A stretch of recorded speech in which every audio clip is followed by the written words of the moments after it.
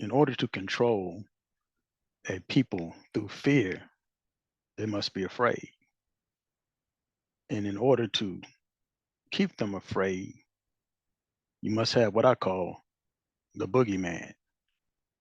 And you have to keep reinventing this boogeyman once the people are no longer afraid of the previous boogeyman. And that's what we have in politics at this time.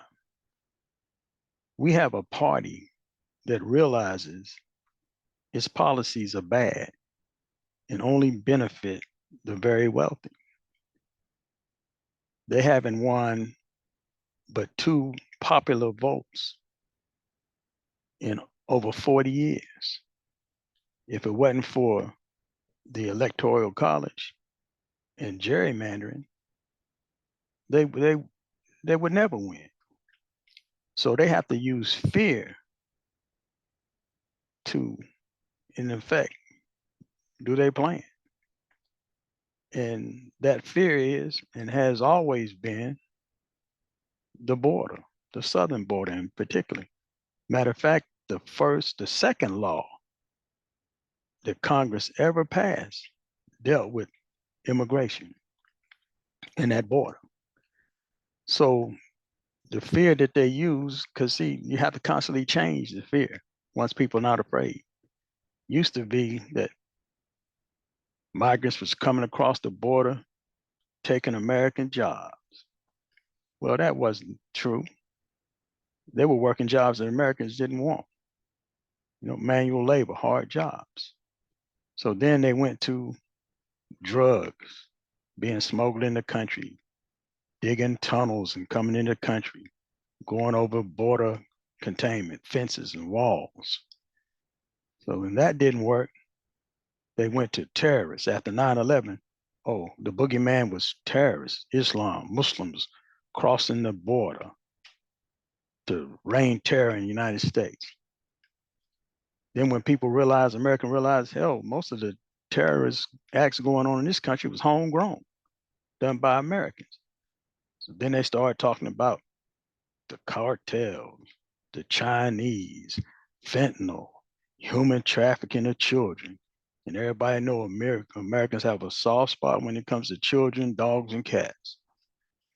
And Chinese and fentanyl, the biggest bust in fentanyl history in the United States happened through the Postal Service in Illinois. It didn't come across that border.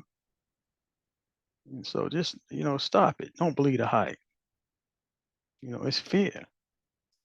And when you're not afraid, the powers that be can't use fear to get you in control, to get you to mind, to get you to behave. They just can't do it. So look, never be a single issue voter. Because then you're a slave. And people tell me, oh, you slave to them. What have the Democrats? Don't ask what the government can do for you. Just ask that the government create an environment where you can do for yourself. You don't need the government's help. But then again, you don't need to pay for welfare for the wealthy either. So stop this madness. The whole equals a summation of its parts. So if you just vote strictly on, well, am I better off? And the math say you better off. And the math don't lie. I mean, you can manipulate math by what you measure and how you measure it, but inflation has gone down. Unemployment has gone down. Record stock market, and damn that southern border. You can't stop that. Well, you can't stop it. And I explained that in previous videos, but you talking about giving up your freedoms? You can use artificial intelligence and you can know everybody that crossed that border without facial recognition. So look,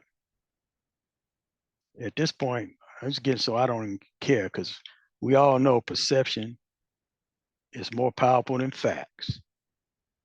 Don't be a fool. That's all I got to say.